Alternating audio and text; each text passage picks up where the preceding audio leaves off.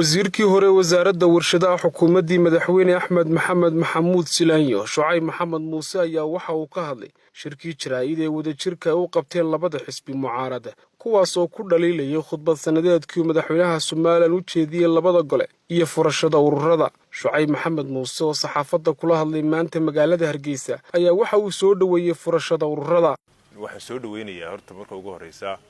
khudbaddii madaxweynaha jamhuuriyadda somalilan ee labada gole waxaa kaloo soo dhaweynayaa si gaar ah hadalkii madaxweynaha ahaa furista ururada siyaasiga ah.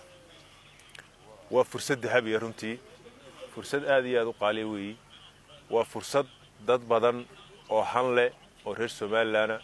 oo dunida dacaladeeda jooga meel kasta ay joogaan fursad ay kaga faa'iideysanayaan hamigooda siyaasadeed inay ka gaadhaan meel. marka shacabka reer Somaliland si uu dhan yahay badidiisu iyo siyaasiyiinta han kale iyo dadka kale reer Somaliland intuba si fiican oo waji furan ay ku qaabileen. marka anigu waan soo dhaweynayaa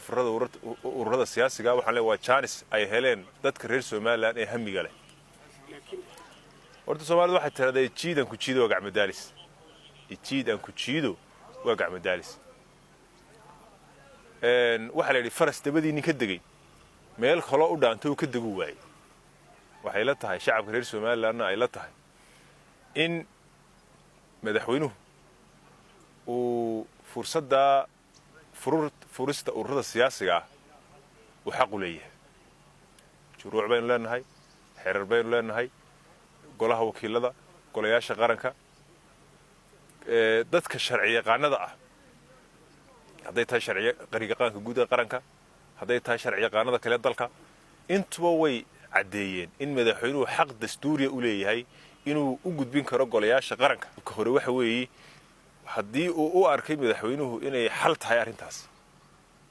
oo saddexdii xisbi ay xal keeni kari waayeen 2 sano murankoodu taagan yahay ummaddu xal bay u baahantay, jahwareer ma baahna. taa furista ururaduna waa arrin sharcigu siiyey oo la doonayo in sharci xeerkeeda la mariyo, golaha wakiilada loo gudbiyo, kaabisi xukuumadda lagu sameeyo. sharci baan leenahay, sharcigu de waxa weeyaan dastuurkeena iyo xeerarka ka farcamo weey, quraan maaha. saacadii maslaxadu ay taagan tahay ee loo arka dambe wax laga bedeli karaa, dastuurka la furi karaa. soo ku iyaguba ka hadlin dastuurka in la furayo maxaa ku jaban wala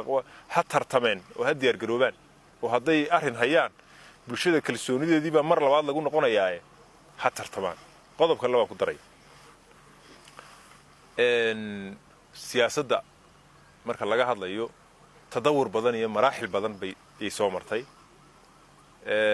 cilmiga siyaasiga dadka aadka ugu xeel dheer waxay sheegaan in maraaxilkii iyo tadawurkii ay soo mareysay kolba heer ay ahayd. in markii hore dimuqraadiyadda iyo nidaamkan aan la qaadanin dad boqorro ah oo adduunyada xukuma ayaa siday doonaan u dhaqmi jiray oo muluuk baa la odhan jiray oo waxa weeyaan iyagaa siday doonaan jaangooyo go'aan nidaam siday doonaan iyagaa yeeli jiray. laakiin waxaa laga geyn waayey oo bugaag laga qoray markii cilmigaa la rugrugay in siyaadada waxa loo yaqaano ama awoodda ummadeed ama maamul in lagu celiyo shacabka oo awoodda ugu badan shacabku yeesho. nidaamka aynu qaadanay baan ka maarmi waayey, nidaamka adduunyada ku dhaqantaa ka maarmi waayey. adduunyada hore u martay waxay hore ugu martay waa awoodda oo dadka shacabka lagu celiyo. sidoo kale waxa uu ka hadlay kulankii madaxweynaha Soomaaliya maxamed cabdilaahi maxamed farmaajo iyo madaxweynaha Somaliland muuse biixi cabdi ku dhex maray magaalada Addis Ababa ee dalka Itoobiya. horta niyow kulley dalka madaxweynaha madaxweynuhu waa 5 sano, 5 sanana waa dastuuri. siyaasadda iyo jaangooyada iyo hogaaminta guud ee qaranka waxay noo dooranay madaxweynaha. uu ka hadlay wada hadal baa la furayaa, wada hadalkii waxaan Soomaaliya in la hadli karo labada gol furay. anigu ma furin shacabka reer Soomaaliya ma furin labada gol ee sharci dejinta golaha wakiilada iyo golaha guurtiga furay in la hadli karo meel kasta danta maslaxad Soomaaliland ku jirto. marka de waa kulan iska caadi ah kulan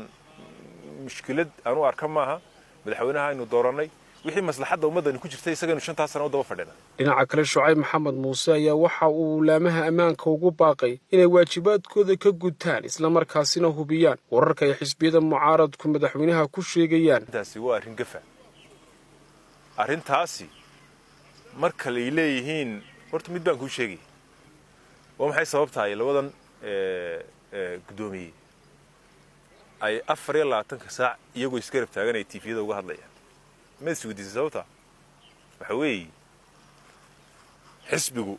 wuxuu leeyahay madax kale labada xisbiba inkastoo ay urur noqon doonaan maalin dhow laakiin labada xisbiba madax kale leeyahay Cabdiqaadir Jirdaw joogay maalintan dhow xirsi baa joogay Allahumma salli ala xogeeyaha guud baa joogay afay macni waxaan ka hadlayaa xisbiyadu waxay leeyihiin gudiyo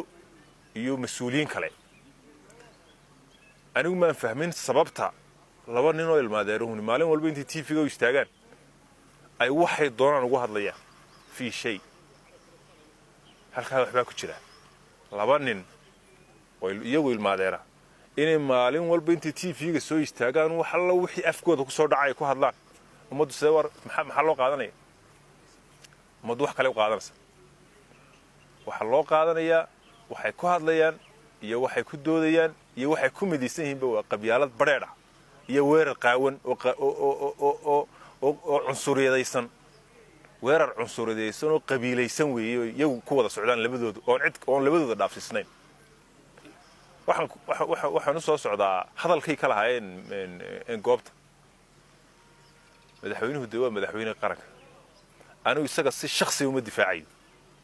laakiin qarankan difaacayo waa karaamadii qaranka waa sharaftii qaranka ninka oranaya 2 milyan intaas oo milyan oo dollar buu qaatay dalkiina 45 daqiiqo ku iibiyay nin kale muxuu isagu cadaymayaa cadayma wax cadayma muxuu hayaa ma qof buu caaya mise qarankii buu caaya nin kale waa tuug waa kan wax qaatay intaas oo milyan 45 daqiiqo nagu iibiyay maxay buu iibiyay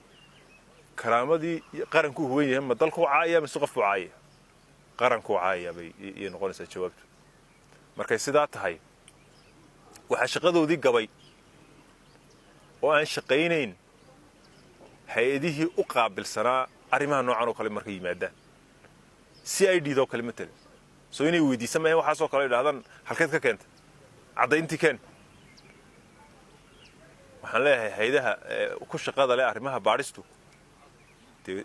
iyaga fadhiida waxaan oo kale in talaabo laga qaaday waxa inta ee propagandada ah ee leeyahay lacag buu cunay ee leeyahay waa tuug ee leeyahay kanu sameeyay oo sharaftii qaranka lagu ciyaarayo CID-du waa inay u yeedhaa oo tiraahdaa maxaad ku cadaynaysaa waa in baaris la galaa waxa noocaas oo kala sida u dhigan waa in cidi baaris waa in cidi u xidhnaataa oo la yiraahdaa cadaynkeen sharci baan leenahay nidaam baan leenahay dal cid nin waliba sidoo doono u hadlayo deemaha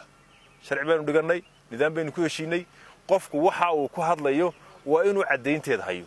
maxamed aadan ismaaciil maxamed jiglan TV-ga caalamiga bulsho Hargeysa